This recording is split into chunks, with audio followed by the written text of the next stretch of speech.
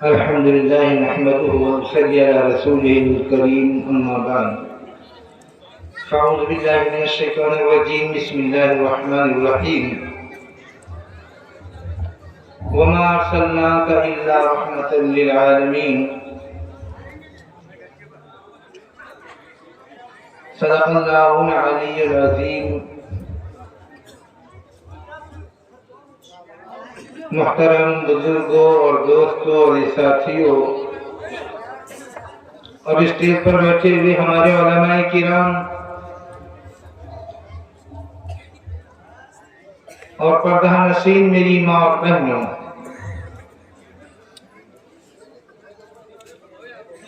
اللہ رب العزت کا بہت بڑا کرم اور احسان ہے کہ اللہ رب العزت نے ہم سب کو دین کی نسبت کے اوپر ایک جگہ جمع فرمایا، اور یہ ہمارے علماء کرام جو ہمارے درمیان بیٹھے ہوئے ہیں،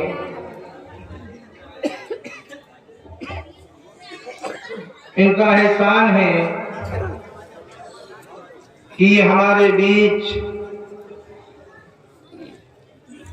دوڑ کر آ جاتے ہیں۔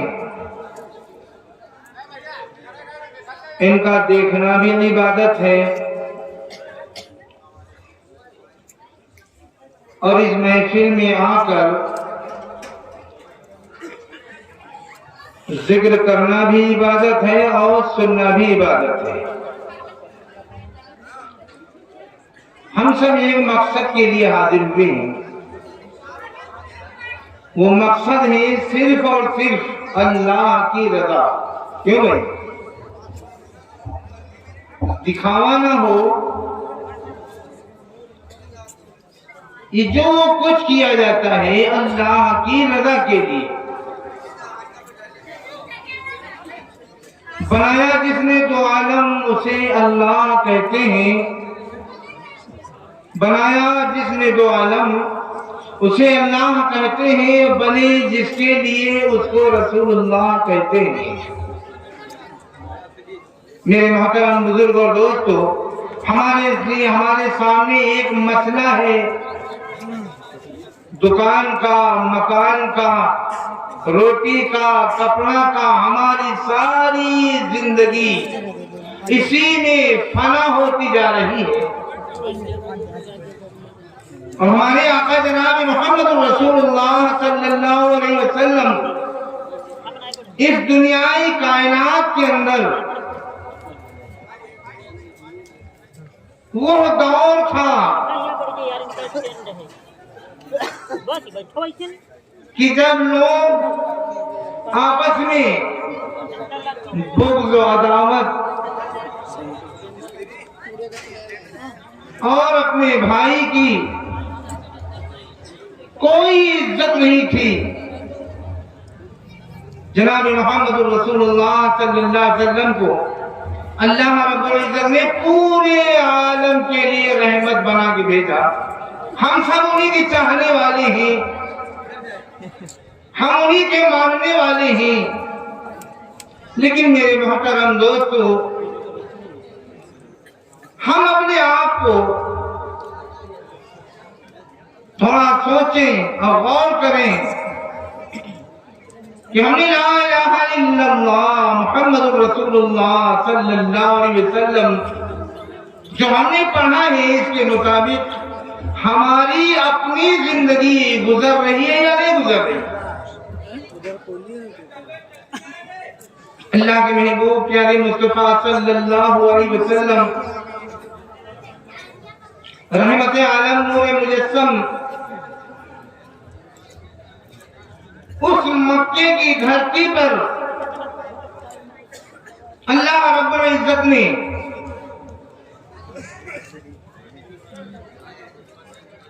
اس وقت بھیجا جب دنیا میں کوئی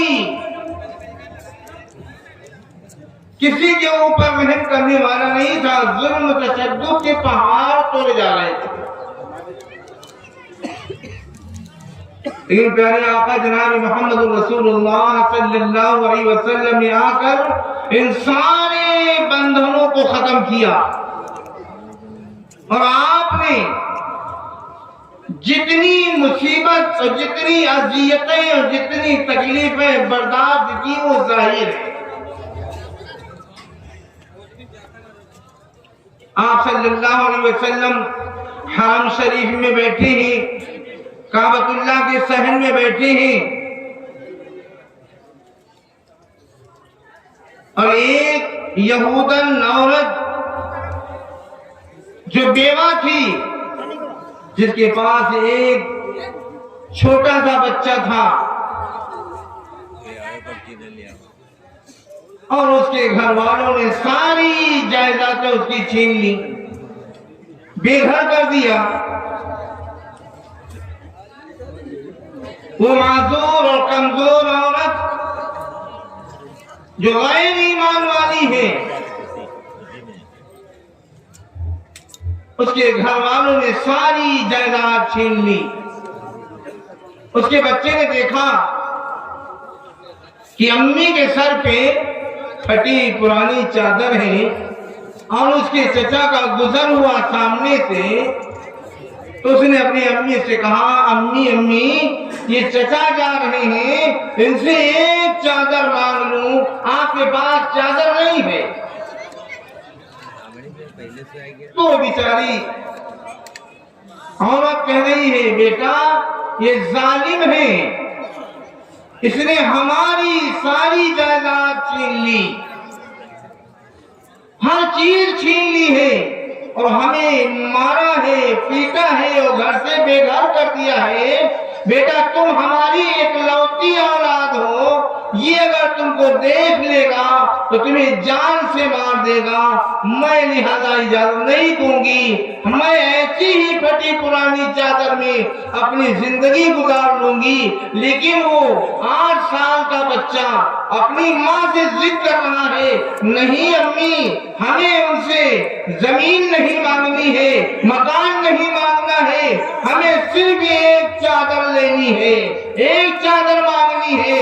جب بچہ ضد کرتا ہے تو امی نے اجازت دی، کہا بیٹا جاؤ، میں تو نہیں چاہتی ہوں کہ تم جاؤ، لیکن وہ بیٹا جب ضد پر آتا ہے تو وہ پہنچتا ہے، دیکھا تو جناب محمد رسول اللہ صلی اللہ علیہ وسلم کعبے کے بغل میں کچھ چند صحابہ کرام ہیں، بیٹھے ہوئے ہیں، اور کچھ دوری کے اوپر دیکھا کچھ چند لوگ بیٹھے ہوئے ہیں۔ وہ بچہ جا کر اور اپنے چچا کو پہچان چکا تھا، وہاں جب پہنچتا ہے تو اپنے چاروں گروہ میں گھومتا ہے، اور گھومنے کے بعد اپنے چچا کے کندھے پر ہاتھ رکھتا ہے۔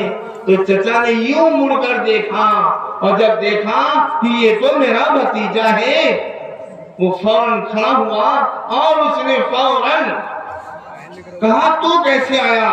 گریبان پکڑتا ہے، جھنجھوڑتا ہے، مارتا ہے اور پیٹتا ہے۔ وہ بچہ چیخ رہا ہے، اس کو کوئی چھڑانے والا نہیں ہے، یہاں تک کہ اس کو اتنا مارا کہ وہ بچہ لہو لہان ہو جاتا ہے۔ کسی طریقے سے جان بچی، وہ دوڑ کر بھاگ کر اپنے امی کے پاس پہنچتا ہے۔ امی نے جب دیکھا تو لپٹ گئی اور کہا بیٹا میں نے تو کہا تھا کہ وہ ظالم ہے، وہ ظالم ہے، وہ تمہیں ضرور مارے گا، میں نے کہا تھا کہ تم نہ جانا، لیکن میری اکلوتی اولاد ہو۔ اس نے سینے سے لگایا، مرہم پٹی کرائی، اس کے بعد کچھ لوگ جمع ہوئے اور کہا یہ کیا ہو گیا ہے؟ ماں نے کہا میں نے تو کہا تھا کہ وہ ظالم ہے، اس نے میری ساری جائیداد پر قبضہ کر لیا ہے، لیکن اس بچے نے میری پھٹی ہوئی چادر کو دیکھ کر گوارا نہ کیا، تو کہا یہ چچا ہے امی میں ایک چادر مانگ لوں، میں نے کہا تھا نہ جانا، لیکن اس کی ضد پر میں مجبور ہوئی، یہ گیا، اس کا حق دیکھو کیا ہوا ہے۔ بہرحال ایک دو روز بیتے، وہ بچہ باہر بیٹھا ہوا تھا، ایک صاحب ملے اور کہا بیٹا تمہیں چادر اگر مانگنی ہی تھی، چادر اگر مانگنی ہی تھی تو وہ کعبے کے بغل میں دیکھو جا کر کے محمد نام کے ایک شخص بیٹھے ہیں، اگر ان کے پاس جاتے تو تمہیں چادر ضرور مل جاتی۔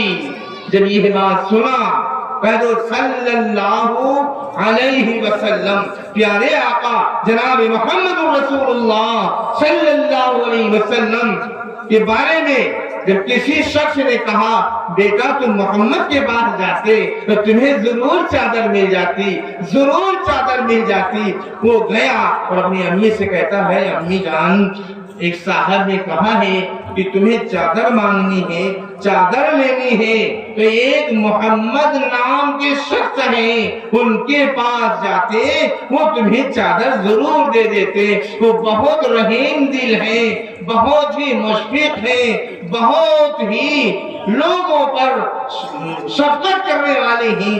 تو امی میں محمد کے پاس جا رہا ہوں۔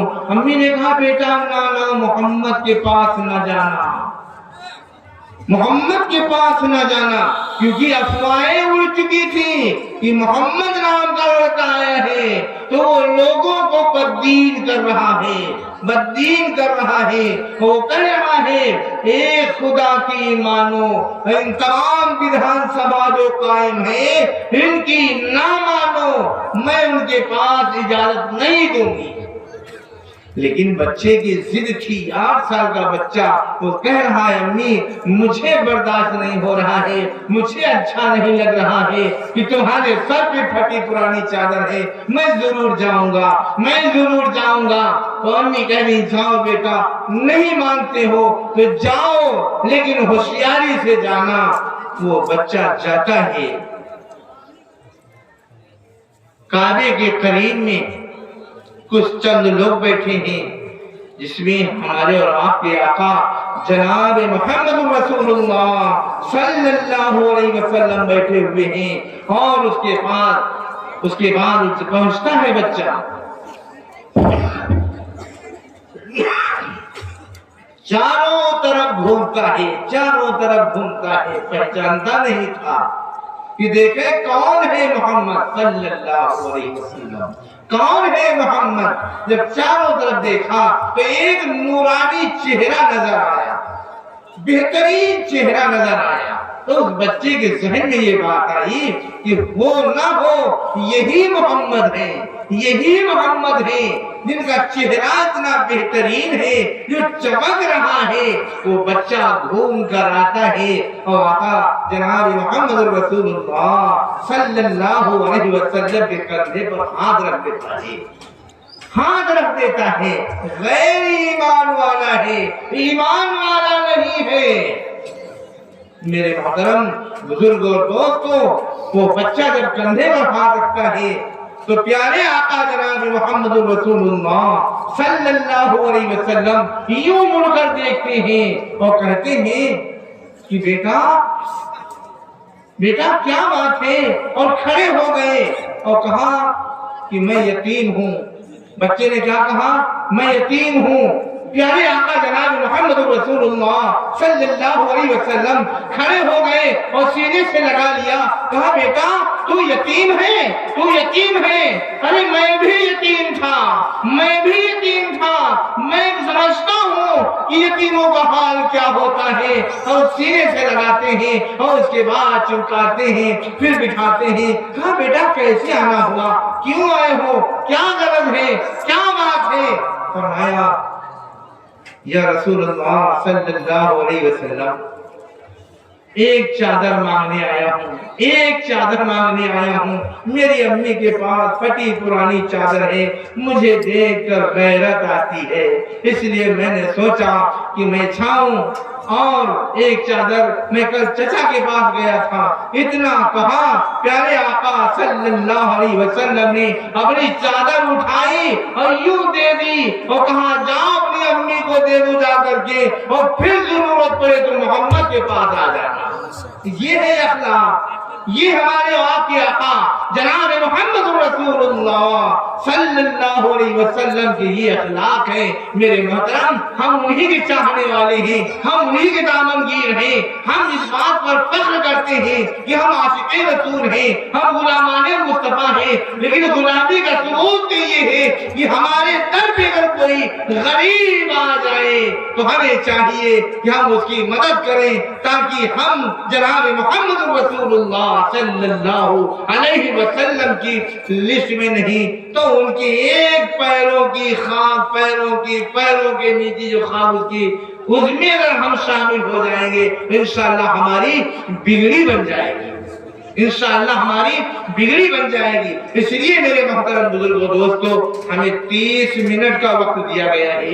انشاءاللہ ہم اس سے ہم وقت پر انشاءاللہ اپنی بات ختم کر دیں گے. ہمارے علماء بیٹھے ہوئے ہیں, ہم ہماری اصلاح کے لیے یہ ہمارے اکابر ہیں, ہمارے علماء ہیں. آج ہم نے ان سے تعلق توڑ لیا ہے, آج ہم نے ان سے تعلق توڑ لیا ہے اور یہ سازشیں ہو رہی ہیں کہ علماء سے عوام کا تعلق توڑ دو, ہم ان کو دنیا کے اندر اپنا بنا لیں گے. میرے محترم دوستو کہنے کا مقصد یہ ہے کہ آج ہمارے گھر میں معاشرہ بگڑتا ہوا جا رہا ہے. آج ہم غور نہیں کرتے ہیں, یہ ہمارے ہاتھ میں موبائل ہے. ہم جب گھر سے چلتے ہیں تو گھر سے جب باہر سے فون آتا ہے کہ آپ کہاں ہیں تو ہم کہتے ہیں بس آ گئے ہیں, گاؤں کے قریب آ گئے ہیں اور ہم اپنے گھر میں بیٹھے ہیں. ہم سب سے بڑا جھوٹ اپنے جیب میں رکھے گھومتے ہیں. ارے ہم سچ بول دیتے, ہم سچ کہہ دیتے کہ ہم اپنے گھر میں ہیں, بس تیاری کر رہے ہیں تو کیا ہو جاتا, کوئی ہمارے پر زبانہ اتار دیتا یا ہمارے اوپر کوئی اور کچھ کر دیتا. لیکن وجہ یہ ہے کہ آج ہم نے احساس نہیں کیا ہے کہ اس جھوٹ کا ہمارے اوپر کیا الزام ہونے والا ہے, کیا سزا ملنے والی ہے. پیارے آقا جناب محمد رسول اللہ صلی اللہ علیہ وسلم نے فرمایا یہ منافق کی 3 علامتیں ہیں, اللہ ہم سب کی حفاظت فرمائے. اس لیے میرے محترم دوستو ہمیں اچھے عمل کرنا ہے اور جناب محمد رسول اللہ صلی اللہ علیہ وسلم کے طریقے پر زندگی گزارنی ہے تاکہ ہماری آخرت بھی بن جائے اور ہماری دنیا بھی بن جائے, ہماری آخرت بھی بن جائے اور دنیا بھی بن جائے. اس کے لیے ہم سب کو کوشش کرنا ہے. یہ جلسہ, یہ جلوس, یہ اجلاس جو کیے جاتے ہیں صرف اس لیے کیے جاتے ہیں کہ ہمارے اندر جناب محمد رسول اللہ صلی اللہ علیہ وسلم کا طریقہ آ جائے. ایک بزرگ حضرت بہلول دانا رحمۃ اللہ علیہ بازار میں بیٹھے ہیں. ایک صاحب کی نظر پڑی, فرمایا حضرت آپ بازار میں بیٹھے ہیں, یہاں کیا کر رہے ہو؟ فرمایا کہ میں اللہ اور اللہ کے بندوں سے صلح کرا رہا ہوں.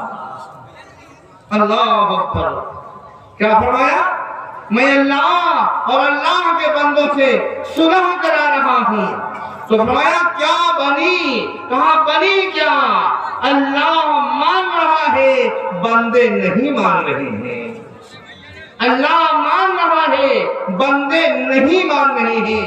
ہمارے سامنے تو مسئلہ دکان کا ہے, تجارت کا ہے, مسئلہ روٹی کا ہے, مسئلہ گھر کا ہے, لیکن ہمارے اندر دین ہے یا نہیں ہے, ہمارے بچوں میں دین ہے یا نہیں ہے, ہمیں اس کی کوئی فکر نہیں ہے, ہمیں اس کا کوئی غم نہیں ہے.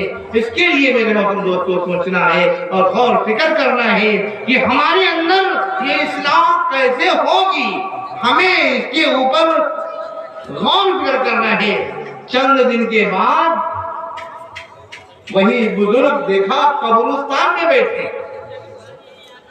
اسی شخص کی نظر پڑی, فرمایا حضرت آج آپ قبرستان میں بیٹھے ہیں, پھٹی ٹوٹی پرانی قبر ہے, اس کے پاس بیٹھے ہیں. فرمایا حضرت آپ یہاں کیوں بیٹھے ہیں؟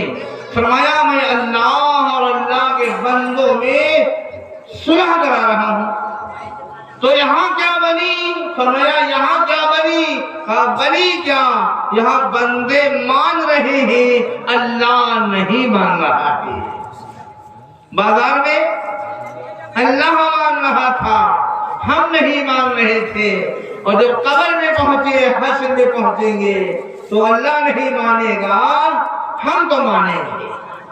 تو دوستو، اگر ہم رب چاہے زندگی دنیا میں گزاریں گے تو رب ہماری وہاں ہماری مان کے چلے گا، اگر ہم من چاہے گزاریں گے تو رب وہاں ہماری نہیں مانے گا۔ اس کے لیے ہمیں فکر کرنی ہے، اس کے لیے ہمیں کوشش کرنی ہے۔ اور میرے محترم دوستو، ہم سب اس بات کو عہد کر کے اٹھیں اور کہ انشاءاللہ جو ہمارے علماء یہاں پر بات کریں گے اس کو سن کر انشاءاللہ ان باتوں پر عمل کرنے کی کوشش کریں گے، تو انشاءاللہ ہم بھی عمل کریں، آپ بھی عمل کریں۔ اللہ ہم سب کو عمل کی توفیق عطا فرما دے۔ عمل چراغ ہے راہ نجات کے، لیکن عمل چراغ ہے راہ نجات کے، لیکن عمل چراغ ہے، عمل چراغ ہے راہ نجات کے، لیکن چراغ خود نہیں جلتے جلائے جاتے ہیں، چراغ خود نہیں جلتے جلائے جاتے ہیں، چراغ خود نہیں، کہنے سے نہیں کرنے سے انشاءاللہ یہ عمل ہماری زندگی میں آ جائے گا۔ ہم کہتے رہے ہم نمازی ہیں، ہم حاجی ہیں، ہم مسجد والے ہیں، مدرسے والے ہیں، قرآن والے ہیں، کرتے کچھ نہیں ہیں۔ جب نماز پڑھیں گے تو ثواب ملے گا، قرآن پڑھیں گے ثواب ملے گا، صدقہ کریں گے ثواب ملے گا، اگر کچھ نہیں کریں گے تو کچھ نہیں ملے گا۔